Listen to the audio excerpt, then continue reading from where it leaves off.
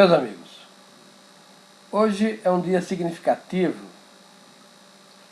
porque as manchetes dos jornais estão repletas de notícias e comentários a respeito da decisão do Procurador-Geral de denunciar 37 dos 38 acusados do processo do Mensalão. Isso no dia em que fica claro para a opinião pública que no Ministério dos Transportes,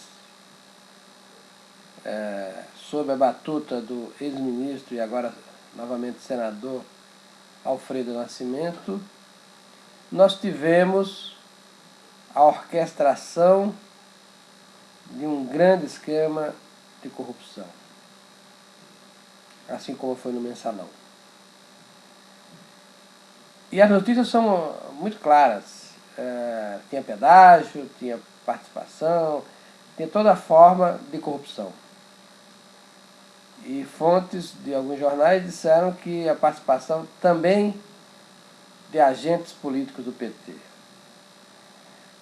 Eu quero comentar com vocês não esses fatos em si, eles são apenas incidentais, eles são apenas ilustrações da tese maior que eu quero aqui comentar com vocês. É o modelo de Estado que se montou e o modelo político que está vigindo. Como o Estado agigantou-se nas últimas décadas sob a inspiração social-democrata, nós tivemos que parcela crescente da renda e da riqueza nacional foi transferida para o poder público, seja na forma de impostos, seja na forma de propriedade direta de empresas estatais, de verdadeiros monopólios estatais em muitas áreas, começar de geração de energia elétrica, passando pelos Correios, outra estrela do processo de corrupção. E temos a intermediação geral pelo processo de compras que abastece o poder público. Há economistas que dizem que, direta ou indiretamente, o Estado intermedia algo em torno de 70% do PIB. Numa palavra, politizou-se completamente o processo econômico. Só se dá bem, do ponto de vista econômico, quem tem relações com o Estado.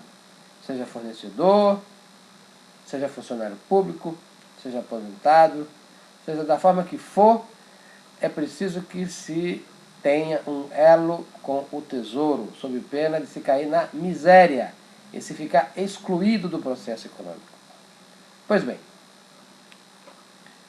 o processo político, então, tornou-se a linha de acesso ao botim, ao tesouro público.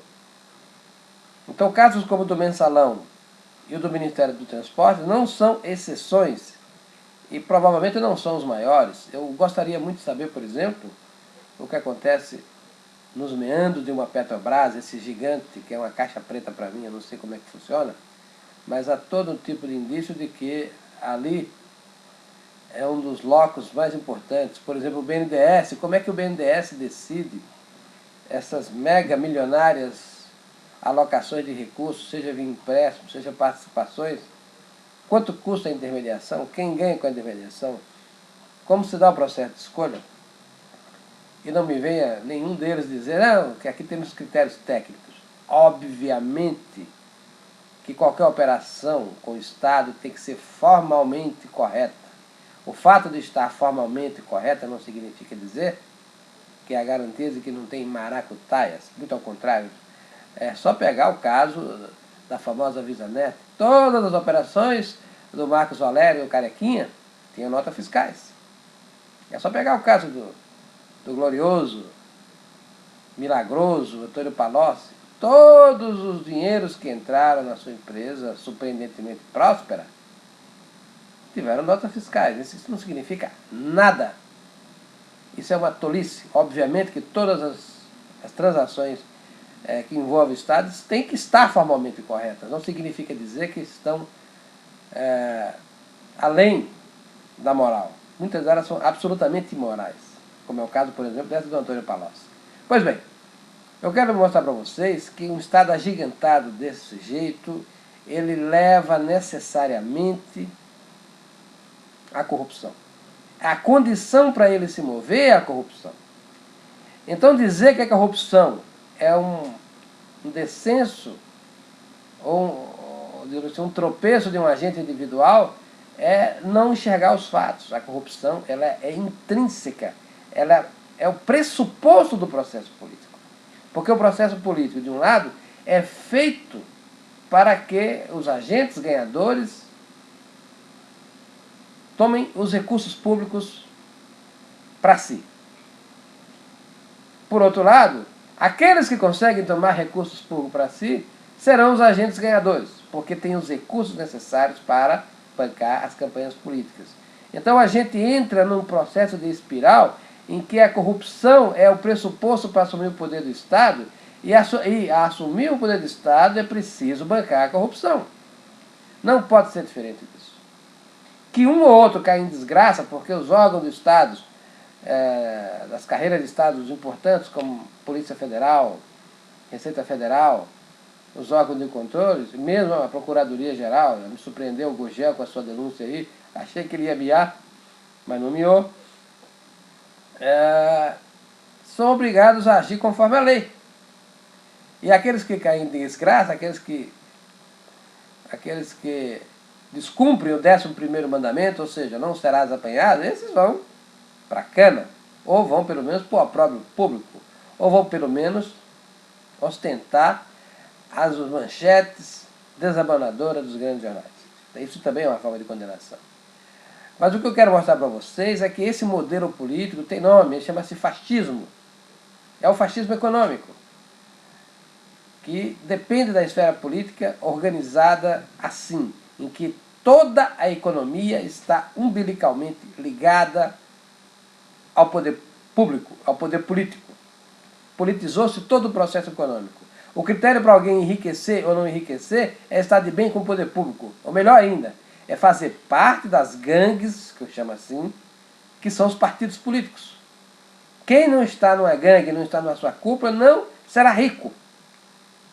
E os ricos de outrora que permaneceram, só permaneceram porque se enturmaram com a patuleia que chegou ao poder mais recentemente com a turma do PT.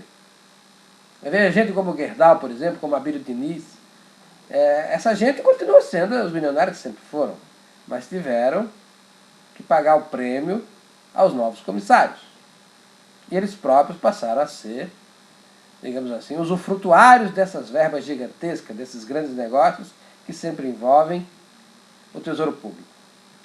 Meus amigos, é preciso pensar tudo isso. Nós estamos numa espiral que leva necessariamente a um agigantamento permanente da corrupção. E aqui é preciso se desprover de qualquer ranço pequeno burguês de achar que o Estado é uma coisa perfeita que pode existir sem corrupção. Isso é falso. O Estado sempre foi corrupto, desde a origem. O problema está em 2 pontos. Primeiro, do tamanho do Estado. De qualquer forma, é preciso reduzir o Estado. Por isso que as ideias liberais em economia, elas são as melhores, porque elas apontam na direção correta. É preciso reduzir o Estado. Mas tem também o outro lado. É o descompromisso da classe política com o bem público. Quer dizer, na verdade, quando a gente olha esses grupos que se movem nos partidos e fora dos partidos, eles se movem única e exclusivamente com o intuito de se apropriar dos bens públicos. Não há um interesse geral, não há um elemento patriótico, não há um desprendimento que é típico da condição de estadista. Estadista é o que menos temos hoje em dia.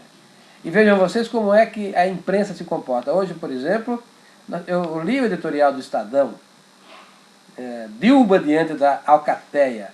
Quando a gente lê, a matéria está correta, mas ela esconde o principal. Dilma não está diante da Alcateia. Dilma é a loba alfa dominante da Alcateia.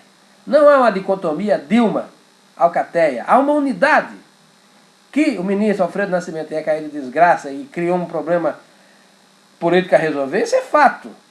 Agora, que a Dilma todo o tempo sabia, não só sabia do que era feito, mas por que Alfredo Nascimento foi nomeado, e por que ele nomeou aquela curriola que era a cúpula do ministério, ela também sabia. Até porque os petistas estavam lá, e os seus olheiros, que eram também sócios do Botim. Então não dá pra gente perdoar essa imprensa, mesmo o Estadão, que é um ótimo jornal, mas é subserviente. Não dá para perdoar uma imprensa que mais esconda a realidade do que a mostra. Meus amigos, está tudo podre.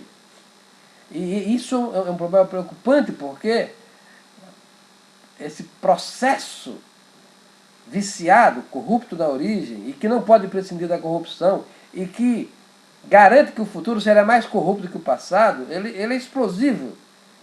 Ele não pode se manter nem do ponto de vista moral e mesmo do ponto de vista econômico. É inviável a carga tributária que está aí. Quem é você, meu amigo, que está me ouvindo, que tem uma empresa pequena e média, sabe o que é quando chega o dia de pagar os impostos. Sabe qual é o sofrimento no dia de pagar os salários. Sabe o que é bater na porta de um banco, esse bando de oligopolistas gulosos. Eu diria mesmo, ladrões, que não tem piedade de ninguém, cobram as maiores taxas de juros do mundo e o fazem achando que estão fazendo bem para você. Você paga a conta. Você, que é empregado dessa empresa, que recebe o seu modesto salário, mordido na fonte pelo imposto de renda, que paga IPTU, que paga IPVA, é um absurdo como se trata o proprietário de automóvel no Brasil, os preços mais caros do mundo, com os impostos mais caros do mundo. Quer dizer, na verdade nós estamos diante de um Estado que nos faz de tolos, que nos rouba e que ainda vai na televisão todos os dias dizer que nos faz o bem. Meus amigos, é preciso desvendar essa realidade. Ela parece misteriosa, mas não é. É preciso ligar os pontos. É preciso olhar o que está acontecendo. A podridão, ela é o pressuposto desse processo. E esses agentes que prometem a redenção pela ação do Estado, eles são os grandes mentirosos, os maiores. São os mais populistas. É o caso específico do PT. É o mais corrupto dos partidos. É o mais mal intencionado. É o menos preparado na arte de governar. E, no entanto, é o que faz o discurso mais comovente, o discurso mais eficaz para ganhar votos. Eu não sei o que vai acontecer. Esse estado de coisas que está aí não poderá se manter por muito tempo. Como esse ciclo vicioso de corrupção, poder político, corrupção, de corrupção para ganhar o poder e poder para gerar corrupção, será rompido? Eu não sei. Mas terá que ser rompido. De uma maneira ou de outra, vai ter que ser rompido porque ele é entrópico. Ele leva à destruição da nação, ele leva ao empobrecimento da nação, ele leva ao aporcalhamento das instituições do país. E também não sei quem será o sujeito do basta. Mas vai acontecer. Mais dia, menos dia.